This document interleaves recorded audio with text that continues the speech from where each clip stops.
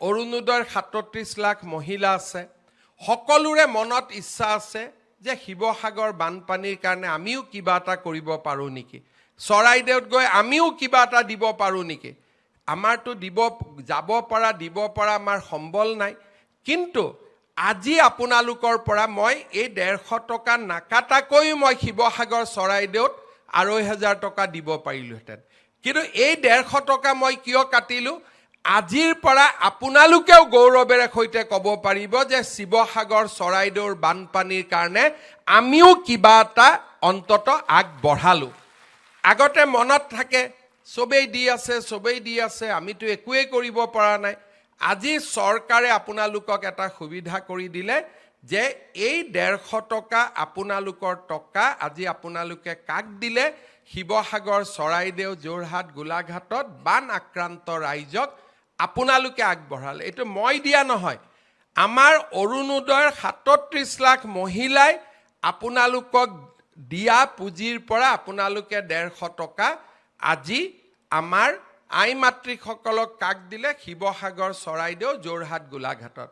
কালি যদি ধেমাজি লখিমপুৰত বানপানী হয় কালি যদি গোৱালপাৰাত বানপানী হয় একে ধৰণে শিৱসাগৰ চৰাইদেউ যোৰহাটৰ মহিলাই 150 টকা আমাৰ আন মহিলাসকলক দিব অৰ্থাৎ এনেকৈ এটা অৰুণোদয় পৰিয়াল গঢ় লৈ উঠিলে যে ইজনে সিজনৰ বিপদৰ সময়ত আমি থিয় দিলোঁ ইজনে সিজনে বিপদৰ সময়ত আমি একেলগে থিয় দিলোঁ তাৰ মানে আজি অৰুণোদয় অকল আঁচনিয়ে নহয় অৰুণোদয় আজি এটা ডাঙৰ মানৱতাৰো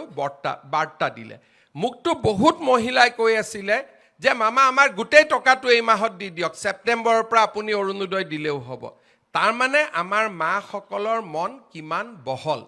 আৰু আমি এই কাৰণে গোটেই টকা ল'ব খোজা নাই কাৰণ এই মুহূৰ্তত এনেকুৱা নহয় যে আমি বান সাহায্যক দিব নোৱাৰিম বা আমি অৰুণোদয় হিতাধিকাৰীসকলক বা আই মাতৃসকলক সহায় কৰিব নোৱাৰিম আমি অৰুণোদয়ো চলাই ৰাখিম বান সাহায্যও চলাই ৰাখিম কিন্তু আজি যে 150 টকা মই দিয়া নহয় এই 150 টকা আপোনালোকে দিলে আৰু আপোনালোকৰ মনটোত আজিৰ পৰা এটা ডাঙৰ শান্তি আনি দিলে যে ময়ো বানপানীত সহায় কৰিছোঁ ময়ো বানাক্ৰান্ত ৰাইজক কিবা নহয় কিবা এটা ময়ো দিব পাৰিছোঁ আজি মই পুনৰ এবাৰ আমাৰ শিৱসাগৰ চৰাইদেউ যোৰহাট গোলাঘাটৰ বানাক্ৰান্ত ৰাইজক আজি আমি আকৌ এবাৰ মনত পেলাইছোঁ আজি আমি ক্ষুদ্ৰ অৰুণোদয় পৰিয়ালটোৱে লগ লাগি মামাই দিয়া নাই হিমন্ত বিশ্ব শৰ্মাই দিয়া নাই অৰুণোদয় পৰিয়ালটোৱে লগ লাগি আজি বানাক্ৰান্ত মহিলাসকলক আমি 1250 টকাৰ জাগাত আমাৰ এটা একে পৰিয়ালৰ সদস্য হিচাপে আমি 2,500 টকা আজি আমি আগবঢ়ালোঁ আপোনালোকে এই টকাটো গ্ৰহণ কৰিব আৰু বিপদৰ সময়ত নিশ্চিতভাৱে এই পুঁজিটোৱে আপোনালোকক সহায় কৰিব ভৱিষ্যতৰ দিনত চৰকাৰে আপোনালোকক সহায় কৰি থাকিব আপোনালোক অকলে নহয় আপোনালোকৰ লগত আমি সকলো আছোঁ আৰু বিপদৰ সময়ত আমি সকলোৱে একেলগে চৰাইদেউ শিৱসাগৰ যোৰহাট গোলাঘাটৰ ৰাইজক সহায় কৰিম এই বাৰ্তা